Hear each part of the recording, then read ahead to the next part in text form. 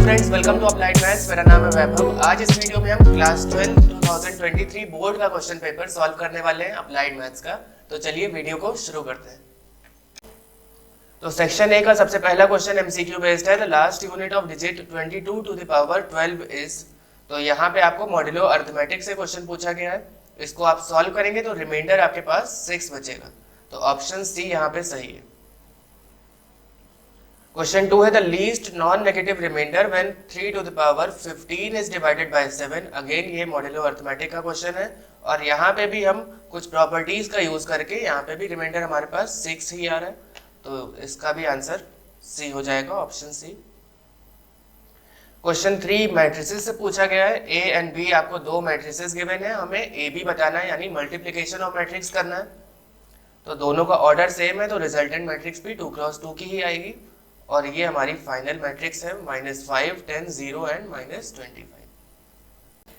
Question 4 again matrices से पूछा गया है। दो मैट्रिक्स आपको गिवन है और दोनों इक्वल है और हमें x और y की वैल्यूज बतानी। तो सिंपली हम यहाँ पे एडजेसेंट मैट्रिसेस को कंपेयर कर लेंगे, उनके एलिमेंट्स को। x + y = 8, x + 2 = 5। अगर यहाँ से हम देखें तो x की वैल्यू 3 आ रही है, अगर यहाँ 3 पुट कर देंगे तो y हमें 5 मिल जाएगा। क्वेश्चन 5 यहाँ पे the ratio in which a grocer mixes 2 varieties of pulses costing ₹85 per kg and ₹100 per kg respectively so as to get a mixture worth ₹92 per kg। तो एलिगेशंस एंड मिक्सचर से question पूछा गया है। यहाँ पे ratio क्या होता है D - m/m - c। m यहाँ पे मीन है और आपका c और d यहाँ पे अलग अलग जो प्राइसेस गिवन है। लो एक है 85 और एक है हाई प्राइस है आपका दूसरी वाले का 100। तो यहाँ से हम रेशियो निकाल लेंगे 8:7। क्वेश्चन 6 है mod of x + 1 upon x + 1 is greater than 0 and x belongs to real numbers. तो हमें बताना है इनमें से कौन सी कंडीशन सेटिस्फाई होगी। पहली बात तो अगर आप डिनोमिनेटर में देखें तो x + 1 should not be equal to 0। कभी भी 0 नहीं होना चाहिए डिनोमिनेटर में, नहीं तो वो अनडिफाइंड हो जाएगा।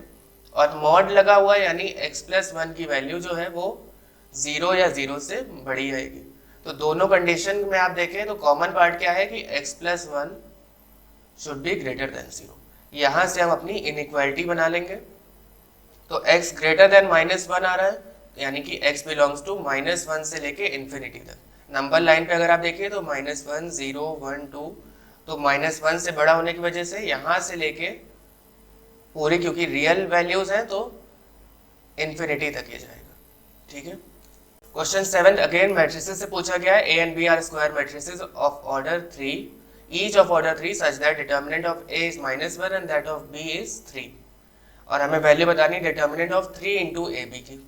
तो इसको अगर हम ब्रेक करें तो 3 into determinant of A into determinant of B हो जाएगा। लेकिन जो यहाँ पे नंबर होता है उसकी पावर ऑर्डर के हिसाब से होती है। तो यहाँ पे ऑर्डर 3 है तो 3 क्यूब हो जाएगा और फिर हम A और B के डिटर्मिनेंट की वैल्यूज लिख देंगे। तो मल्टीप्लाई करने पे -81। क्वेश्चन 8 आपका डिटर्मिनेंट से पूछा गया और यहाँ पे आपको x की वैल्यू बतानी है। तो इस तरह के डिटर्मिनेंट में हम प्रॉपर्टी यूज करेंगे। सबसे पहले तो x को हम रो 2 से बाहर निकाल लेंगे, कॉमन ले लेंगे। तो अंदर बचेगा 1, 1, 1। अब यहाँ पे आप R1 - 2 टाइम्स ऑफ R2 लगाएंगे, इसलिए कि आपकी एक रो जो है उसके मैक्सिमम एलिमेंट 0 हो जाए। तो इस केस में आपकी पहली रो है उसके 2 एलिमेंट 0 हो गए। अब इसको आप आसानी से ओपन कर सकते हैं या तो किसी भी एक रो से या कॉलम से। बेहतर रहेगा जहां पे ज्यादा मैक्सिमम जीरोज हैं हम वहीं से इस रो को ओपन करेंगे। तो ये हो जाएगा R1 से एक्सपेंड करने पे एक्सपेंडिंग बाय R1। तो यहाँ पे एक्सपेंड करने के बाद हमारे पास आएगा x इंटू -1 इसलिए क्योंकि इन दोनों 0 का कोई मतलब नहीं है और इस 1 के पास साइन रहेगा माइनस का, क्योंकि पोजीशंस पे ऐसे साइंस भी होते हैं हमारे पास plus minus plus minus plus minus and plus minus plus. तो यहाँ पे 1 का साइन माइनस है इसलिए -1 इंटू ये वाली रो और कॉलम को हटा देंगे तो हमारे पास बचेगा 1 इंटू 1 -4 इंटू 1 यानी 1 - 4 प्लस 3 ऑलरेडी गिवन था। तो x की वैल्यू यहाँ पे -1 आ रही है। Question 9 simply formula based question है। आपको relation between marginal cost and average cost बताना है। तो ऑप्शन डी में जो गिवन है यही हमारा रिलेशन होता है। क्वेश्चन 10th इंटीग्रेशन से पूछा गया है, यहाँ पे हमें सब्सटीट्यूशन का यूज करना है, x minus one into e to the power minus x. तो अगर हम माइनस एक्स को सब्सटीट्यूट कर दें t से, डिफ्रेंशिएट करें both side with respect to x, तो हमारे पास minus of d x is equal to d t आ गया। अब क्योंकि हमने माइनस एक्स को t के बराबर माना है, तो x क्या हो सकता है, x की जगह हम माइनस टी लिख देंगे। तो जहाँ पे x है वहाँ माइनस टी लिखा हमने, minus one as it is रहेगा और e की पावर t dt हो गया। अब इसको हम आसानी से बाय पार्ट से ब्रेक कर सकते हैं। हमारे पास एक्सपोनेंशियल फंक्शन है और अलजेब्राइक फंक्शन है। तो आइलेट का रूल अगर आप देखें तो एक्सपोनेंशियल लास्ट में आता है और अलजेब्राइक उससे पहले आता है। तो हम कुछ इस तरह से यहाँ पे बाय पार्ट्स का यूज करके हमारे पास फाइनल आंसर आ जाएगा minus of x into e to the power minus x plus c. Question 11 आपका है the solution of differential equation dx by x plus dy by y equal to 0। तो इसको आप क्या करेंगे, पहले तो dy by y को आप दूसरे साइड शिफ्ट कर लीजिए। अब दोनों को इंटीग्रेट करना। इंटीग्रेट करते समय खास ध्यान देना है कि log x इधर आ रहा है, यहाँ पे भी y का, यहाँ पे 1/y का भी log y हो जाएगा, इसीलिए हम कांस्टेंट जो है उसको c नहीं लिखेंगे, log ऑफ c लिखेंगे। तो यहाँ पे फिर उसके बाद log x plus log y, यहाँ प्रॉपर्टी यूज हो रही, log a plus log b क्या होता है, log a इंटू बी। तो log अब यहाँ से दोनों तरफ से हम इग्नोर कर सकते हैं क्योंकि सिंगल log हो गया। यहाँ पे इस स्टेप में नहीं इग्नोर कर सकते थे, लेकिन दोनों साइड क्योंकि यहाँ पे सिंगल log है तो x y is equal to c, यानी कि ऑप्शन बी सही। क्वेश्चन 12 है if x is a Poisson's variable such that px is equal to 1 is equal to 2 times of px is equal to 2 then px is equal to 0 is. तो सबसे पहले तो इस relation से हम m की वैल्यू निकाल लेंगे। ये आपका फॉर्मूला होता है e to the power minus m into m to the power, जो यहाँ पे आपको नंबर गिवन है उसके हिसाब से पावर रहेगी, upon that factorial. 2 times of p x is equal to 2 है, तो जहाँ पे हम पावर लिखते हैं यहाँ पे 2 रहेगा और फैक्टोरियल में भी 2। अब दोनों साइड से आप देखें तो m की वैल्यू हमारे पास 1 के बराबर आ रही। तो अब हम क्या करेंगे, क्योंकि हमें p x is equal to 0 निकालना है और उसके लिए सिंपल फॉर्मूला होता है e to the power minus m. तो यहाँ पे e to the power minus 1 हो जाएगा, यानी 1/e। दोनों आंसर सही है, आप दोनों तरह से लिख सकते हैं, लेकिन आपको ऑप्शन में 1/e गिवन है, तो ऑप्शन बी आपका सही। तो क्वेश्चन 13 में जो कंडीशन आपको दिख रही है नल हाइपोथेसिस के लिए, ये कब होता है, जब नल हाइपोथेसिस को हम एक्सेप्ट करते हैं। तो इस केस में ऑप्शन बी आपका सही हो जाएगा, null hypothesis is accepted. Question 14 भी हमारा वन लाइनर है। For testing the significance of difference between the mean of two independent sample the degree of freedom v is taken as n1 plus n2 minus 2। ये simply आपके formula based questions हैं यहाँ पे। Question 15 again यहाँ पे straight line trend से पूछा गया है। तो स्ट्रेट लाइन की इक्वेशन कुछ इसी तरह से होती है, y c is equal to a plus b x, यानी option a. Question 16. The present value of perpetuity of rupees are payable at the end of each payment period when the money is worth I per period is given by। तो क्योंकि यहाँ पे लिखा है at the end of each payment period, इसलिए ये simply formula R upon I हो जाएगा, यानी ऑप्शन सी सही है। क्वेश्चन 17 है the effective rate which is equivalent to nominal rate of 10% per annum compounded quarterly. तो इफेक्टिव रेट आपको यहाँ पे परसेंटेज में बताना है। फॉर्मूला क्या होता है, 1 plus i upon n to the power n minus 1। तो इस केस में क्वार्टरली है, यानी कि हर 4 महीने पे। तो n की वैल्यू तो 4 हो जाएगी, रेट आपको गिवन है, i की वैल्यू गिवन है 10%। तो सिंपली हम यहाँ पे फॉर्मूला अप्लाई करेंगे और हमारे पास r की वैल्यू परसेंटेज में आ रही है, इसलिए 100 से मल्टीप्लाई हमें करना है। तो आ जाएगा फाइनली हमारे पास 10.38%। क्वेश्चन 18 है आपका, क्वाड्रेंट पूछा है कौन सा होगा जब x greater than equal to 0 and y greater than equal to 0, यानी कुछ LPP से क्वेश्चन पूछा गया ये। तो हमेशा फर्स्ट क्वाड्रेंट में होगा जब भी x की वैल्यू 0 या 0 से बड़ी है और y की वैल्यू भी पॉजिटिव है, तो ये वाला क्वाड्रेंट हमारा फर्स्ट क्वाड्रेंट होता है। तो ऑप्शन ए यहाँ पे सही हो जाएगा। Question 19 assertion reason based question. Assertion is the function f(x) is equal to x plus 2 into e to the power minus x is increasing in the interval -1 comma infinity. तो ये इन्होंने पूछा है क्या ये ऐसा है या नहीं, तो हम देखते हैं। इसको पहले डिफरेंशिएट करके f' x निकालेंगे, तभी हमें इंक्रीजिंग डिक्रीजिंग पता चलेगा। तो f' x हमारे पास यहाँ पे प्रोडक्ट रूल यहाँ पे लगा के हम इसको डिफ्रेंशिएट कर लेंगे, यानी फाइनली आ गया minus of e to the power minus x into 1 plus x. तो फाइनली f डैश x आने के बाद हम 1 प्लस एक्स को 0 के बराबर पुट करेंगे तो x की वैल्यू -1 आ रही। अब यहाँ पे हम इसको ब्रेक करेंगे इंटरवल को, तो -1 से कोई भी छोटी वैल्यू लेने पे रिजल्ट पॉजिटिव आएगा। रख के देख लीजिए, जैसे हम यहाँ पे -2 ले सकते हैं अगर, तो -2 + 1 नेगेटिव आएगा रिजल्ट, और यहाँ पे ऑलरेडी नेगेटिव साइन है तो नेगेटिव नेगेटिव पॉजिटिव हो जाएगा। इसी तरह -1 से कोई बड़ी वैल्यू जैसे कि 0 ले लेते हैं अगर, तो यहाँ पे 0 हो गया, 1 + 0 1 हो गया, और माइनस साइन ऑलरेडी लगा है तो नेगेटिव आएगा। यानी यहाँ पे अगर हम पॉजिटिव वैल्यूज ले रहे हैं, -1 से बड़ी वैल्यूज ले रहे हैं तो रिजल्ट नेगेटिव आ रहा है, और छोटी वैल्यूज पे पॉजिटिव आ रहा है। तो इंक्रीजिंग कहाँ पे हो रहा है? -∞ से 1 पे, -∞ से -1 पे इंक्रीजिंग है, और इन्होंने बोला है कि -1 से ∞ इंक्रीजिंग है, जो कि गलत है, यानी असर्शन आपका गलत है। A function f(x) is increasing if f dash x is greater than 0। तो रीजन तो सही है पर असर्शन गलत है, यानी आपका a is false but r is true, ये वाला ऑप्शन यहाँ पे सही रहेगा। क्वेश्चन 20th देखते हैं यहाँ पे, असर्शन है differential equation representing the family of parabolas y² is equal to 4ax। तो सबसे पहले चलिए इसको डिफरेंशिएट करते हैं, देखते हैं यही आ रहा है या नहीं आ रहा है। y² is equal to 4ax को हम पहली बार डिफरेंशिएट करेंगे तो 2y और फिर y का dy/dx आएगा। इसको हम x के रिस्पेक्ट में डिफरेंशिएट कर रहे हैं विद रिस्पेक्ट टू x। तो हमें कांस्टेंट अपना एलिमिनेट करना होता है, तो यहाँ से a की वैल्यू हम सब्स्टिट्यूट कर देंगे, y इंटू y1/2, y1 मतलब dy/dx। अब फिर से इस जगह पे जहाँ पे a है वहाँ पे हम y इंटू y1/2 पुट कर देंगे ताकि एलिमिनेट हो जाए जो भी कांस्टेंट है। तो फाइनली हमारे पास y is equal to 2y1x आ रहा है, पर यहाँ पे असर्शन में कुछ और दिया हुआ है इसलिए असर्शन गलत है। रीजन क्या है? If the given family of curves has n parameters then it is to be differentiated n times to eliminate the parameter. तो रीजन तो बिल्कुल सही है पर असर्शन गलत है, तो यहाँ पे भी ऑप्शन डी आपका सही रहेगा, assertion is false and reason is true. तो चलिए फ्रेंड्स अब सेक्शन बी की तरफ बढ़ते हैं। क्वेश्चन 21 का ए पार्ट है, two pipes A and B can fill a tank in 24 minutes and 32 minutes respectively. If both the pipes are opened simultaneously, after how much time should B be closed so that the tank is full in 18 minutes? मतलब दो pipes हैं आपके पास, कुछ diagram इस तरह से देख लीजिए। पहले दो पाइप्स हैं और दोनों यहाँ पे ओपन है, उनके रिस्पेक्टिव टाइम दिए।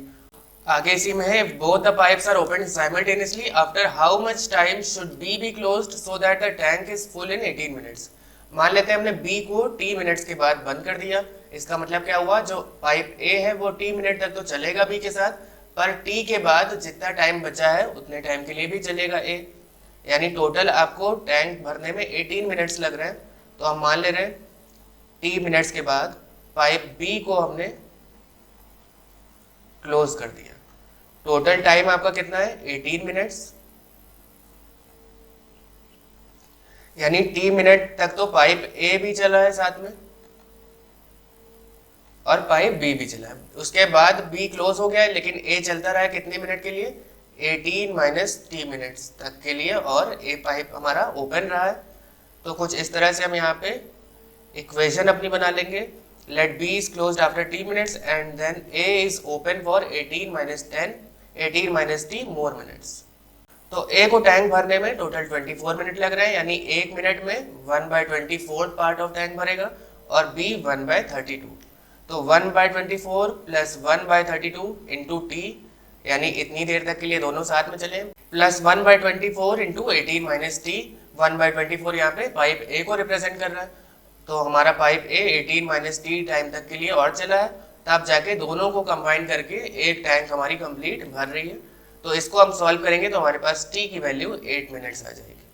क्वेश्चन 21 का B पार्ट है ना, 1 kilometre race A beats B by 30 seconds and B beats C by 15 second. तो सबसे आगे A है, फिर B और सबसे पीछे C है। तो A ने B को बीट किया है 30 सेकेंड से, B ने C को बीट किया है 15 सेकेंड से, यानी A ने C को बीट किया है 45 सेकेंड से। ये तो क्लियर है। If A beats C by 180 metres, यानी A और C के बीच की दूरी भी गिवन है 180 मीटर्स। तो अब आपको टाइम भी पता चल गया 45 सेकेंड्स और 180 मीटर डिस्टेंस भी पता चल गया। तो यहाँ से आपको c की स्पीड पता चल जाएगी, यानी इस स्पीड से c को चलना चाहिए, यानी क्या हो जाएगी डिस्टेंस अपॉन टाइम 180 अपॉन 45। तो हमारी c की स्पीड निकल आएगी जो कि इस केस में आ रही 4 मीटर पर सेकेंड। तो स्पीड ऑफ c आ गई। अब इसी में क्वेश्चन में आगे इन्होंने पूछा है find the time taken by A to run 1 kilometre. 1 kilometre मतलब 1000 मीटर। तो 1000 मीटर में टाइम टेकन बाय c क्या आ रहा है हमारे पास 1000 अपॉन 4, मतलब टोटल पूरी रेस में c को कितना टाइम लग रहा है 250 सेकेंड्स, क्योंकि स्पीड आपने ऑलरेडी निकाल ली, डिस्टेंस अपॉन स्पीड से हमारे पास c का टाइम आ गया। अब c का टाइम आ गया तो a और c के बीच में 45 सेकेंड्स का डिफरेंस है, तो हम 250 में से 45 सब्ट्रैक्ट कर देंगे, यानी 205 सेकेंड्स में a ने कंप्लीट कर ली 1000 मीटर रेस। तो क्वेश्चन 22 हमको इंक्रीजिंग डिक्रीजिंग फंक्शन से पूछा गया है x plus 3 upon x minus 2 is less than equal to 2। तो यहाँ पे आप क्या करेंगे, सबसे पहले तो 2 को इस साइड भेज दें क्योंकि हमें यहाँ पे 0 चाहिए होता है। तो minus x plus 7 upon x minus 2 is less than equal to 0। तो यहाँ पे माइनस एक्स प्लस 7 को एक बार हम 0 से इक्वेट करेंगे, तो x की वैल्यू 7 आ रही है, और x माइनस 2 को 0 से इक्वेट करने पे x की वैल्यू 2 आ रही है। तो 2 और 7 को हम यहाँ पे नंबर लाइन पे रिप्रेजेंट करेंगे और साथ ही में इंटरवल्स बनाते जाएंगे, नेगेटिव पॉजिटिव नेगेटिव बन रहे हैं यहाँ पे।